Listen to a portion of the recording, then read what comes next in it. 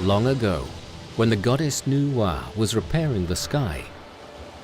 She melted down a great quantity of rock into 36,501 large building blocks.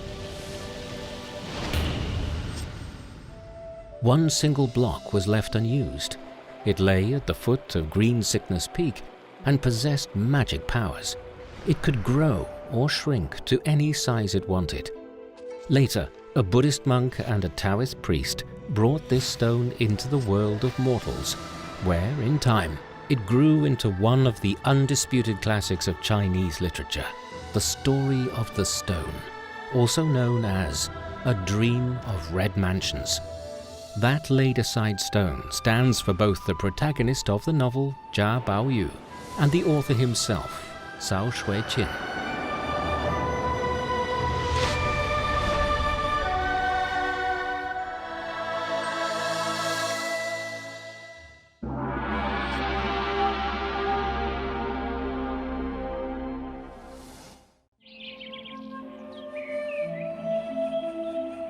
In chapter 37 of The Story of the Stone, or A Dream of Red Mansions, Baoyu's younger sister Chun writes him a letter.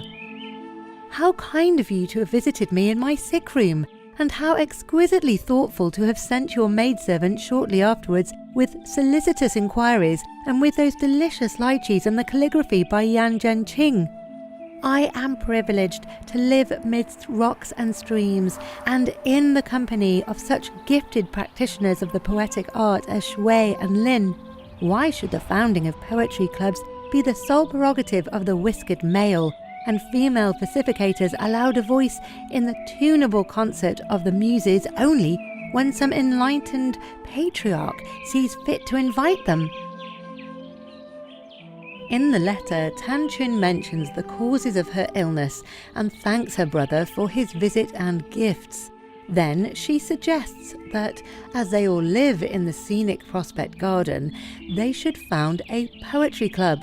This beautifully written letter, full of elegant rhetoric and ethereal ideals, is an almost perfect reflection of its author's character. Chun, known as the third daughter in the Jia family, is described in the novel in these terms. With sloping shoulders and a slender waist, she had an oval face under whose well-formed brows large expressive eyes shot out glances that sparkled with animation. To look at her was to forget all that was mean or vulgar. Joker, a servant of Jialian, has this to say of Chun. The third, Master Baoyu's younger sister, we call the Rose, sweet and pretty, and everyone loves her, but she has a thorn.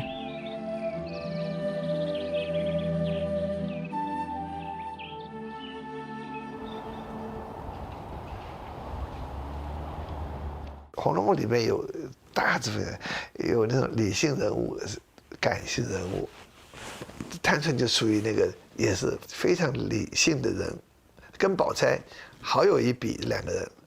最后宝玉出家了，他们一家人乱成一团，哭的哭那种。他回来了，远嫁以后回来，就跟王夫人说，大家都确实要看开一点了。19年，当他没有这个人了，这没办法，他很理性的。In the book, Chun is depicted as a beautiful young girl who's rational, insightful, and dependable. On one occasion, Jia Shi, head of Rong Mansion and Baoyu's uncle, gets the idea into his head of making Faithful, Grandma Jia's head maid, his concubine. But regardless of Jia Shi's enticements and threats, Faithful protests strongly, going so far as to cut off a lock of her hair in front of the people of Rong Mansion, Grandma Jia among them. It's a striking show of her determination. Hearing this, Grandma Jia trembles with rage, saying, "I have only this one girl left that I can rely on, and now they are plotting to take her away from me." Then the old lady fastens upon Lady Wang and says, "You deceive me, all of you. You who are outwardly so dutiful, you are secretly plotting against me like all the rest." Lady Wang rises to her feet but dares not defend herself.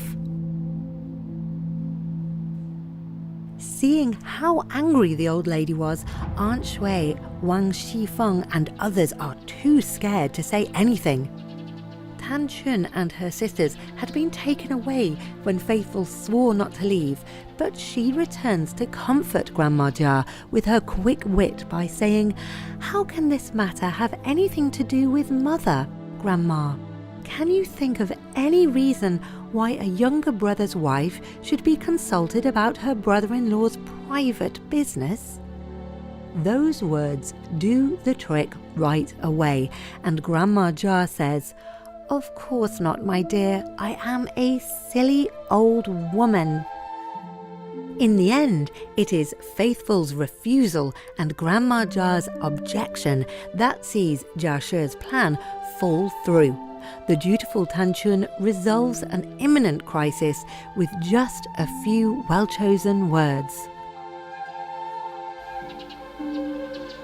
Even with all her beauty and brilliance, Tan Chun was born flawed, just a concubine's daughter. Her mother was Aunt Zhao, a concubine of Baoyu's father, Jia Zheng. In the novel, that identity is to her an indelible scar that everyone can see. Tan Chun is mentioned for the first time in the book in chapter 2, where Long Zixing refers to her as another daughter of Sir Zheng's, a concubine's child called Tan Chun. 探春也一样，什么各方面都很好，就有一个地方不能说庶出的。我们如果循着尴尬这两个字去看，每一个人都尴尬。林黛玉尴尬，薛宝钗难道不尴尬吗？掀起红盖头的时候，她说这个人是谁？贾宝玉说这个人是谁？不是林妹妹吗？那她不尴尬吗？她尴尬的不得了。《红楼梦》就很擅长设计人跟人之间那种尴尬的处境。贾赦的夫人邢夫人，她的老公这个胡子都花白了，还要娶一个小老婆，叫她去讲，尴尬。所以那个处境设计的好，是小说成功的第二个要素。第一个要素是人物塑造设定，定义清楚。Tan Chun has just taken over as house manager when her birth mother, Aunt Zhao, comes to trouble her, requiring extra money for the funeral of her birth mother's brother who's just died. Tan Chun, going white with anger, breaks into sobs. "Who is this mother's brother? The only mother's brother I know about is the one who has just been appointed Inspector General of Armies in the 9 provinces. No one ever told me that I ought to think of Zhao Guoji as my uncle." 在赵姨娘的心中呢，她是总存有了一份母凭女贵的这样一种心态。她对这个探春呢，她又怕，但是呢又想依赖她，然后依赖不成呢，她又是有一种怨恨，一种抱怨。他极端的时候呢，甚至于是希望他的女儿要像迎春一样的，以后要遭遇婚姻不幸。Some argue that Tan Chun's disowning of her uncle shows ingratitude, yet it's undeniable that her impartiality as new manager is recognised, otherwise she'd have lost all her credit.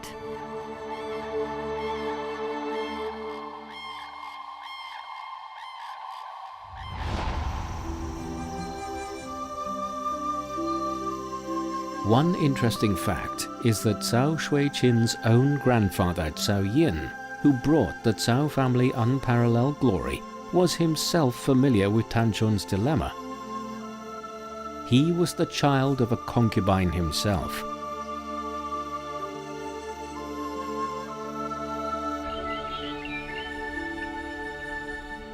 One fundamental difference, though, was that Cao Yin's birth mother, Lady Gu, was born into a prosperous household in the south, and Cao Yin loved her deeply.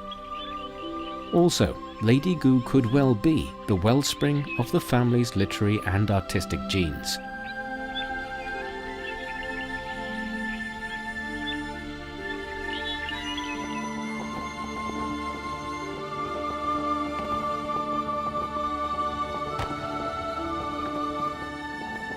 Cao Yin took over as the head of the Zhengning Silk Manufacturing Bureau after his father Cao Shi, but it was not a simple succession from father to son.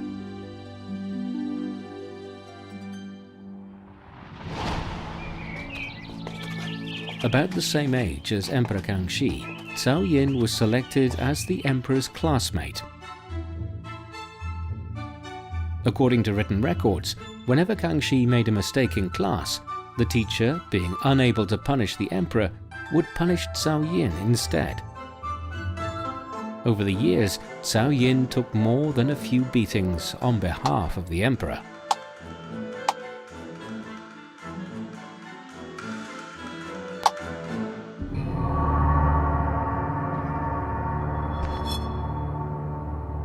In 1669, the 15-year-old Emperor Kangxi became the de facto ruler after an extremely bold gambit. He captured Oboi, the then most powerful regent, assisted by a squad of young bodyguards.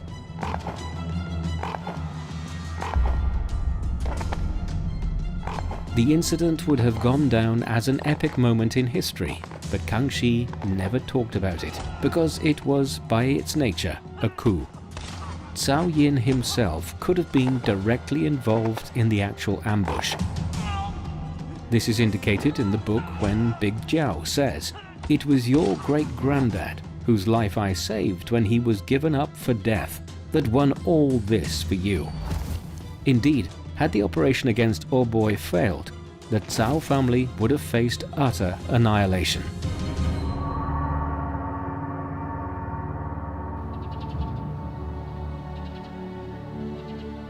In 1679, or the 18th year of the Emperor Kangxi's reign, Gu Jingxing, cousin of Lady Gu, came to Beijing for the imperial examination, competing against over 100 Confucianist scholars, all of whom were learned, renowned, and recommended by provincial officials.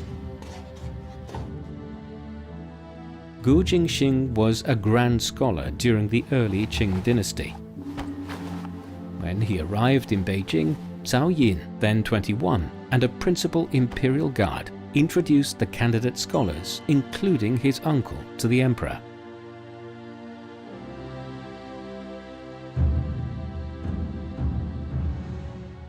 顾景新到了北京之后呢，他跟曹寅两个人之间的关系呢，互动非常的多，而且非常的好啊。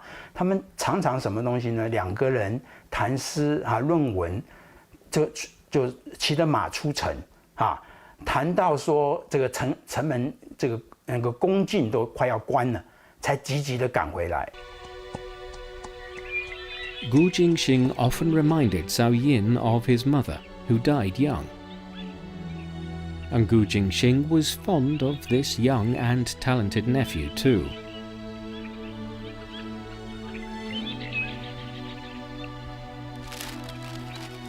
In Gu Jingxing's opinion, Cao Yin, known to be a child prodigy, was a handsome young man with a brilliant mind.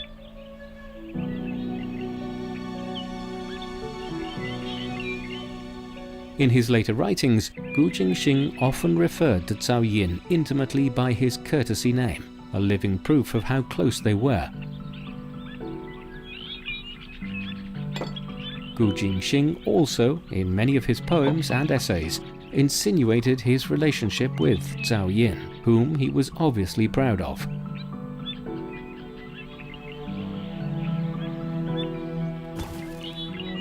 可是有趣的是什么呢？我们在文章里面呢看不到，刚开始的时候呢看不到曹寅叫顾景新叫舅舅，啊，为什么呢？因为这个他有非常大的一个压力，因为他是妾生子，就是他是庶子，啊，那么当时呢他爸爸还在，他的嫡母都还在，啊，所以他没有任何的身份地位敢把这个舅舅拉过来。到了康熙37年吧，啊。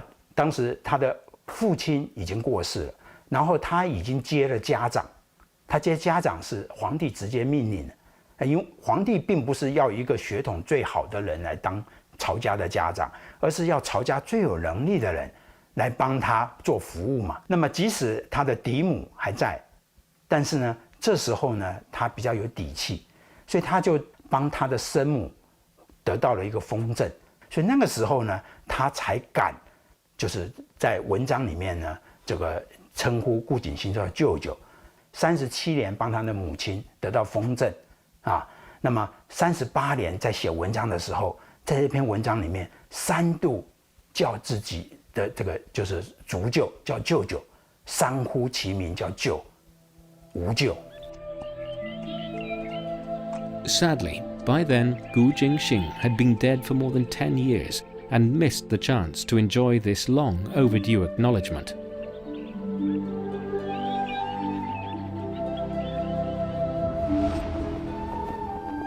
One of the greatest achievements of the story of the stone, or A Dream of Red Mansions, was the creation of the Prospect Garden, a perfect illusion. Baoyu's older sister Yuan Chun was married into the imperial palace years earlier until, unexpectedly, blessings came to the Jia family when Yuan Chun is promoted to the higher rank of imperial concubine. Next, the emperor gives the order that any family which had a separate house or annex capable of being maintained in the degree of security specified for a temporary imperial residence can make written application for permission to receive a visitation in their own home. The Jia family then start a construction of unprecedented scale, building a separate residence for the visitation for receiving Yuan Chun. Yuan Chun's visit marks the peak of the Jia family's as well as the other 3 powerful households' prosperity. Cao Shui-qin's elaborate depiction of this visit was more likely than not a nostalgic nod to the glory days when his own family received the emperor 4 times.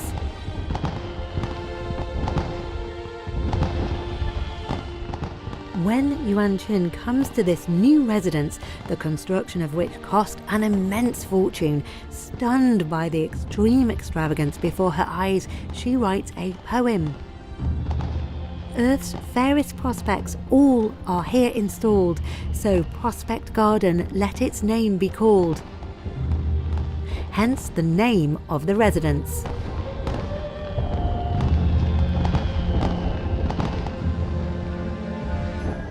Tan Chun, embracing the wondrous sight with a joyful heart, composed the following verses. The finished garden is a wondrous sight, unlettered and unskilled I blush to write.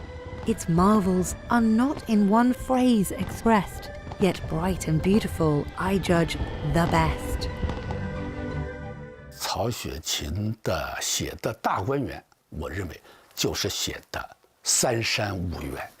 三山是哪三山呢？最远的是香山，第2座山呢是玉泉山，第3座山呢是颐和园的万寿山，五园呢就是香山的静怡园，那个玉泉山的静明园，还有康熙去世的畅春园，还有赐给雍正当皇子的赐给他的圆明园，还有一个是清漪园，就是颐和园。曹家曹雍1年的俸禄才150两银子，能够有这么一个大观园，那是不可能的。他写的就是皇家的园林。他成丁以后，根据满清的制度，他必须要在内务府来当差。他熟悉皇宫里面的生活，也熟悉京城以外皇家园林。After her visit, Yuan Chun demands that Baoyu and his sisters move into the Prospect Garden. 大观园就是有情治天下的体现，因为为什么呢？因为大观园里头有一群明亮、活泼、聪明、智慧、这个热烈有情的女孩子、女儿，一群女儿，林黛玉啦，这个晴雯啦，等等等等，方官啦，这样一批。贾宝玉和林黛玉在这个躺在一个床上，两人是说话逗趣的，这个打打闹闹，这个就是有情之天下。灵官画墙，这也是有情之天下。 But the garden, despite the beautiful scenery and the beautiful people, is far from a utopian paradise, for Cao Shui-Qin also imbues it with the conflicts and vengeances of the real world. 那个中秋夜，他们是在土比山上赏月，贾母不肯去睡觉。 这个有风露下来，他配个斗篷，他不肯散。他知道天下没有不散的筵席，月亮圆了总会亏的。听那个笛子一上来，伤感起来了，伤感起来了。为什么突然间伤感？他觉得好冥冥中他们家族的命运快到了。后来他就蒙蒙蒙的睡去，睁开一看，哎。 像黛玉啊、湘云啊，他们撑不住都走了，好了走了。探春守在那里，所以他这个家族，他想撑起来这个家的。Seeing that the men in the family know only how to lead lives of luxury and magnificence, Tan Chun says, "If I'd been a boy, I should have left home long ago and done something to show myself worthy of her kindness." What if the family were run by someone as educated and capable as Tan Chun? Would that postpone the end of the 4 powerful households? As if to answer that question, an opportunity comes up for Tan Chun.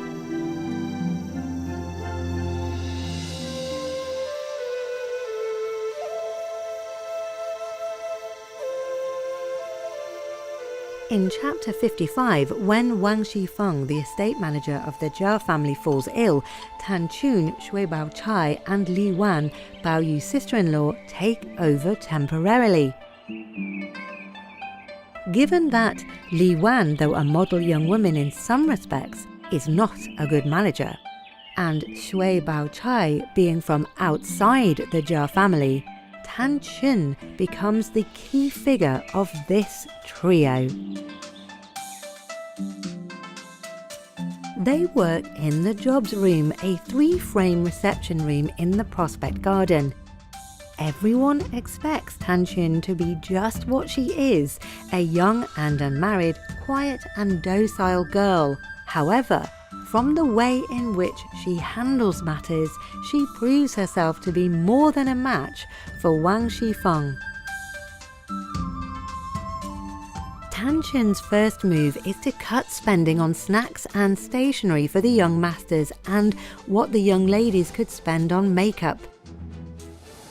More importantly, she effectively outsources the management of farmland, bamboo groves and ponds in the Prospect Garden to honest and reliable servants.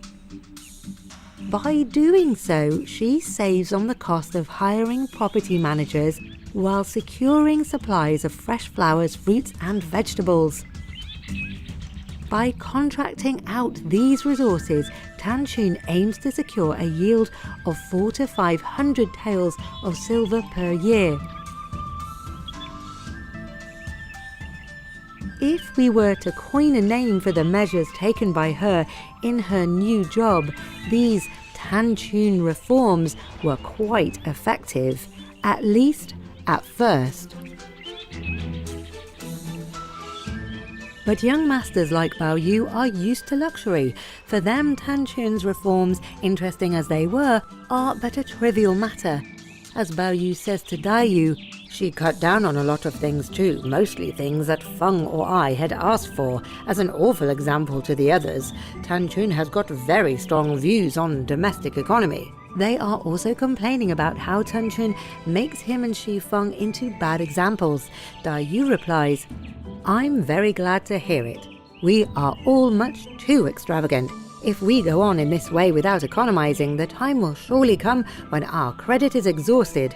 And Baoyu says, "Even if it does, I don't suppose you and I will have to go short." Before Tan Chun got hold of the management of the mansion, conflicts were already taking place across the Prospect Garden. After the reform, disputes between contractors and non-contractors escalate, on some occasions degenerating into outright criminal behavior such as theft. 那么，探春的李家呢，和这个王熙凤的李家是不一样的。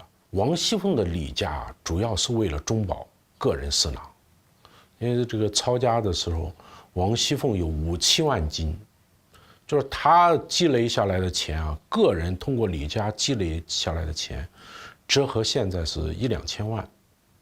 而探春李家呢，完全是无私的，尽管他技高一筹，但是实际上也没法挽回这个大家族毁灭这个灭亡的这样一个命运，所以作家就说了那样一句话：生于末世，运偏消。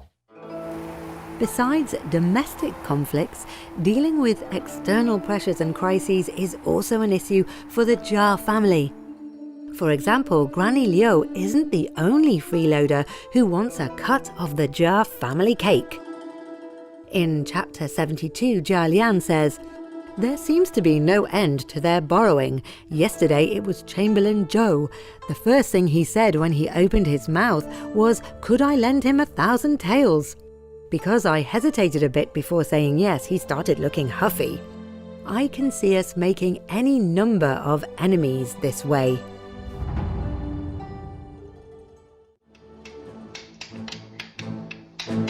But the freeloaders keep coming, and the family simply can't refuse. This is precisely the same situation that Cao Shui-qin's family faced when they were running the Jiangning Bureau.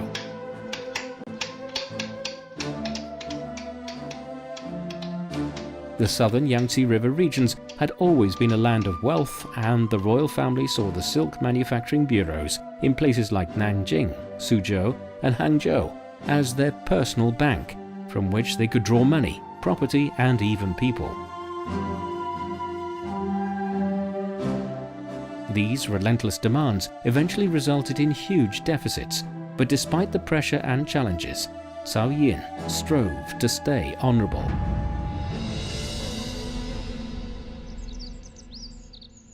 In 1704, Cao Yin accepted another post, Salt Commissioner of Jiangsu. Over the next decade or so, that title was held either by Cao Yin or Li Shu, his brother-in-law.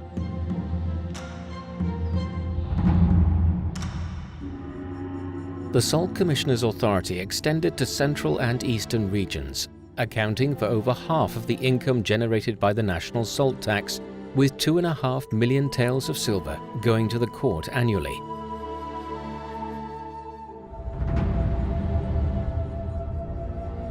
Interestingly, in the book, Lin Daiyu's father was the Salt Commissioner.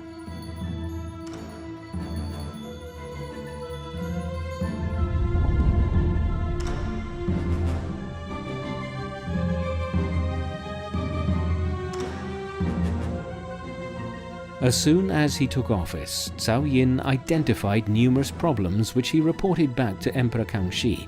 However, his requests for reform were firmly rejected by the emperor. 曹寅呢也想为皇帝多做一点事儿，也想呢进行一些腐朽制度的一些变革。那康熙就跟他说了：“你多一事不如少一事。”而且说呢，你对各地的总督、巡抚，你要多加留心。 有什么情况，你要监督他们，向我随时来汇报。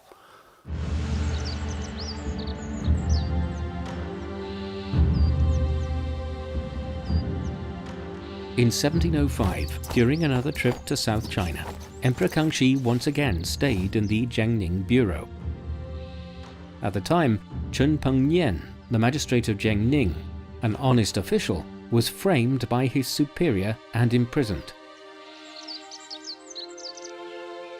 Cao Yin, who had no personal relationship with Chun Pengnian whatsoever, besought the emperor to exonerate Chun and set him free.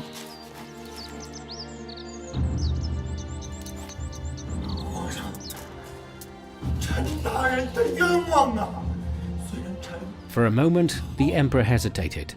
Should he believe Cao Yin, his loyal servant for years, or the Manchu noble who put Chun Pengnian in jail?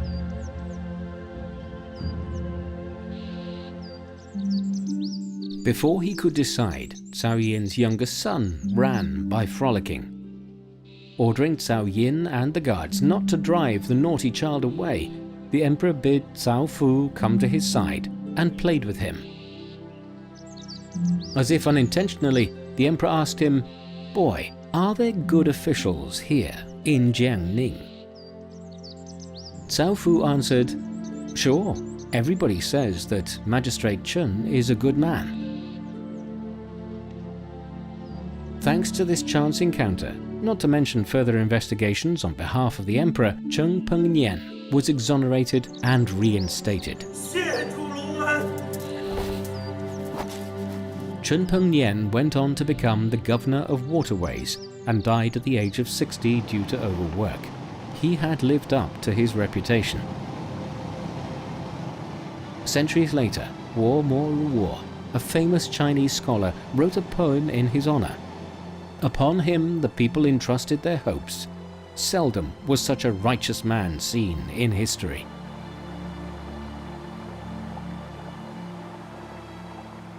Cao Yin呢，擅长写戏，他能写部一个很好的一部戏，叫《续琵琶》。续琵琶，曹寅就自己化妆成曹操但是他画的曹操不是尖白脸了。是个英雄的形象。以后我们的文化大家郭沫若才给曹操来翻案呢。毛泽东也很赞赏给曹操来翻案呢。在当时曹家的曹寅，他演续琵琶，他演曹操，不画个尖白脸，是个英雄人物，这也是不得了的一种见识这种家风也是曹雪芹文化积淀的一大原因。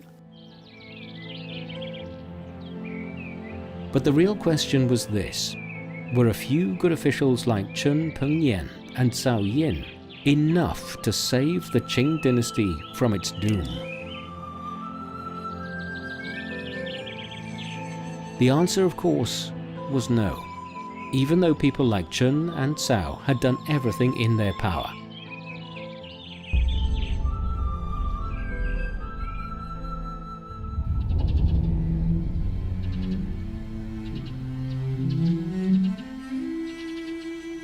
In the book, Tan Chun's reforms come to an end sooner than anyone expects. One day, a maid named Simple finds an embroidered purse with erotic design before running into Lady Xing. The Jias, seeing themselves as a decent family, can't allow such obscenity under their own roof.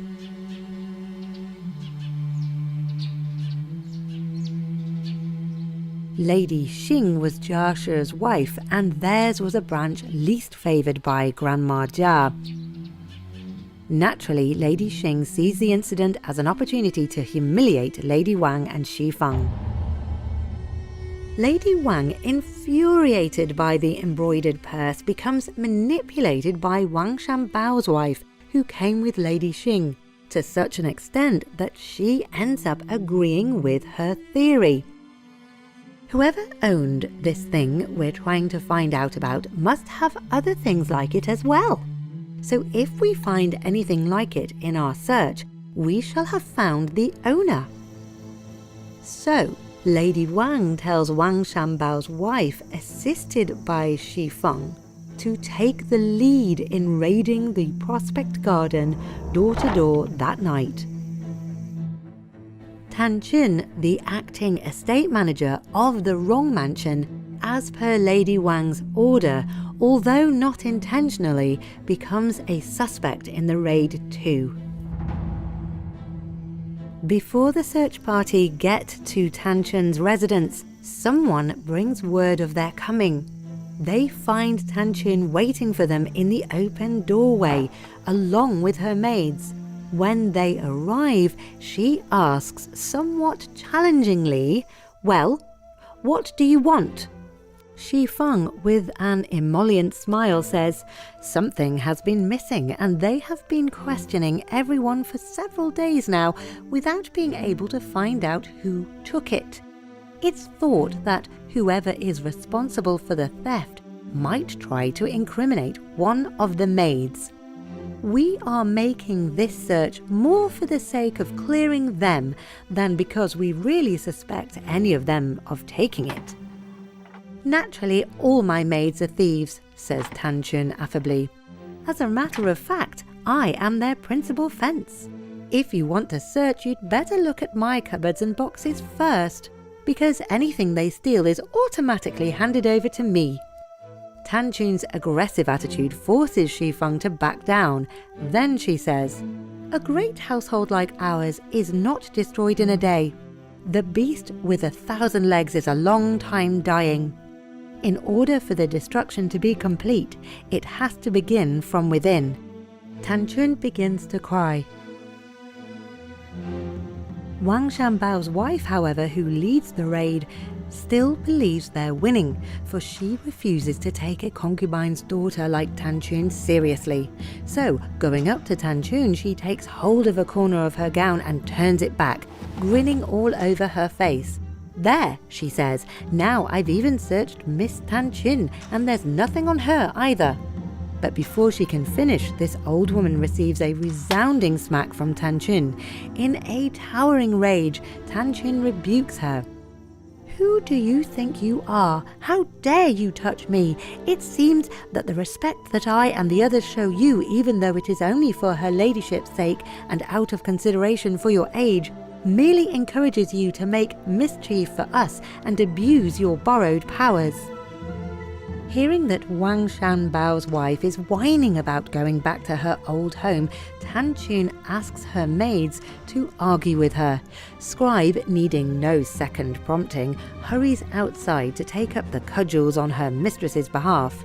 We should all be only too pleased if you really did go back to your own home, but I'm afraid that when it comes to it, you won't be able to tear yourself away. Shi Feng is greatly amused, saying, good for scribe, like mistress, like maid. The raid on Prospect Garden ends in a perfunctory fashion, but then so do Tan Chun's reforms. Soon after, as arranged by her father, Tan Chun marries the son of a government official and leaves the garden. Grandma Jia weeps for Tan Chun's departure, and Baoyu, having heard about his sister's marriage, with a cry of dismay falls into floods of tears. Yet there's nothing at all he can do about it. In chapter 5, there's a song dedicated to Tan Chun. Each in another land must be. Each for himself must fend as best as he may. Now I am gone, oh do not weep for me.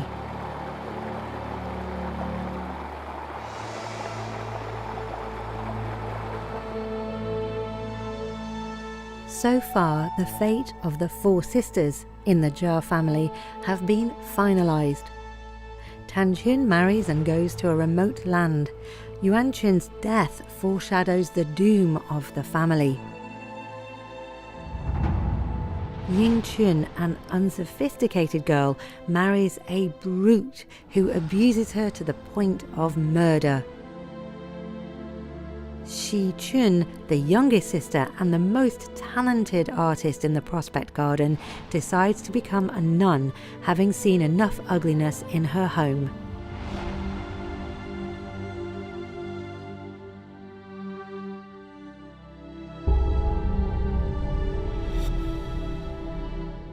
A rather tragic fact is that none of the 4 brilliant young women ever experiences being in love, even though they must have had fantasies about romantic love, having read classic verses on romance.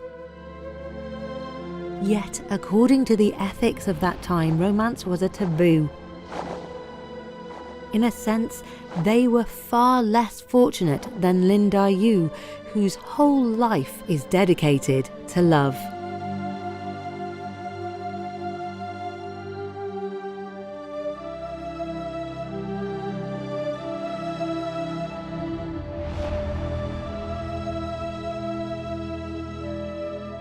As their first names suggest in Chinese, a Sai was to behold the fate of the 4 girls of noble birth, let alone the likes of Caltrop, Skybright and Faithful, not to mention thousands of ordinary women in a time of tears and sadness.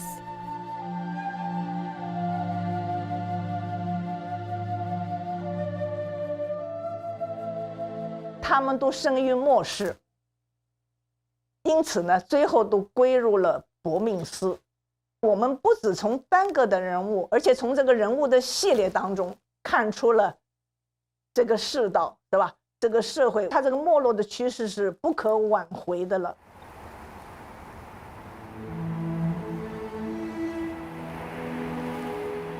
The Prospect Garden, this picturesque paradise created by Cao Shui-Chin, is incredibly fragile. Its inhabitants either die, marry or move on. You Shi and Xi Feng even see ghosts in the garden. This vast complex is on the brink of desolation. Later, even after the Taoist exorcism ritual, nobody dares to stay on.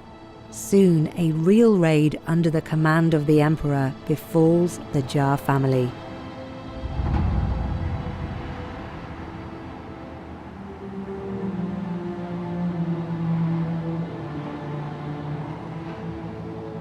大观园不可能独立的存在，它离不开是封建社会的侵蚀，你吃喝穿用离不开别人。因此呢，作者曹雪芹呢，虽然辛辛苦苦建了这样一个女儿国，但是呢，他又无可奈何的让这个女儿国最后毁灭掉。As a teenager, Cao Shui-Chin had an actual experience of a raid. In 1711, Cao Yin died suddenly of malaria, after which the family fortune sank and its downfall became inevitable.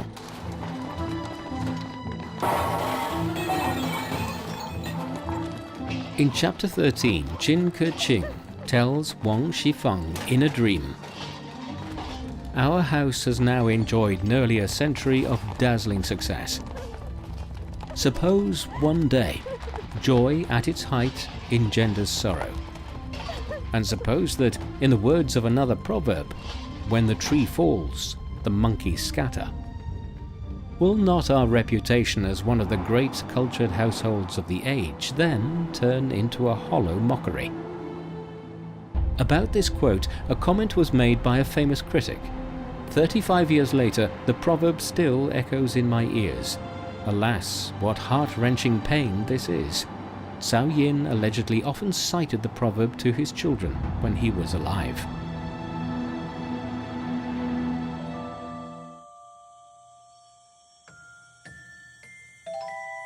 Some 3 decades later, when writing A Dream of Red Mansions or The Story of the Stone in the barracks underneath Beijing's Western Hills, Cao Shui-Chin could feel the passage of time as a distant dream, while the impression of some young women he knew in his youth grew ever distinct.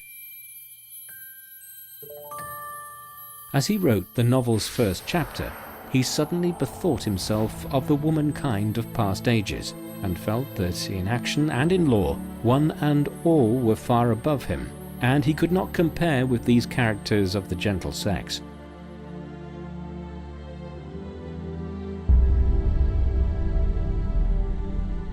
Back then, some of the most renowned classics of Chinese literature, including The Romance of the Three Kingdoms, The Water Margin, and The Journey to the West, had already been published.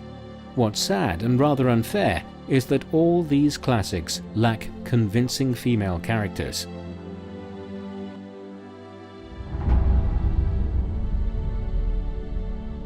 后来我说，《红楼梦》呢，作者通过这样一些生动的、精彩的描写，表达了作者曹雪芹的那种人文情怀，以及他对美的毁灭的一种无奈和一种悲愤。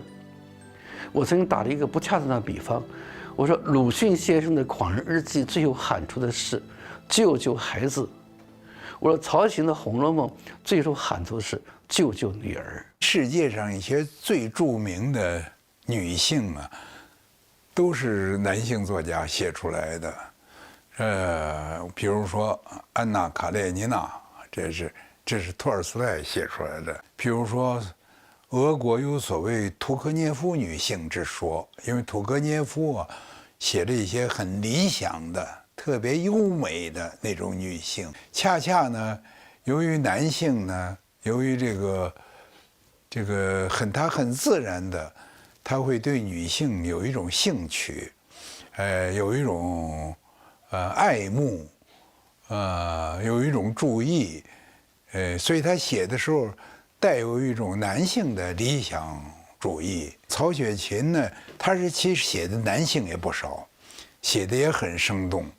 可是我们会发现，他写这些男性人物的时候呢，他缺少一种写女性人物的时候的那种欣赏和怜爱的态度。所以这个也是很自然的一件事情。In Chapter 1 of The Story of the Stone, Cao Shui-chin expresses his ardent hope that those women in the inner chambers, generation after generation, could not on any account be allowed to fall into extinction. Thanks to Cao Shui-chin's ingenious work, over the past 250 years, readers have been introduced to all these beautiful and vivid female characters, including Baoyu, Skybright, Chun, and Caltrop, whose dreams and goals in life, as well as their joys and sorrows, have become part of the eternal charm of Chinese art. They are as immortal and splendid as any other women in the world of literature. Juliet, Eugénie Grandet, Anna, and all the rest of them.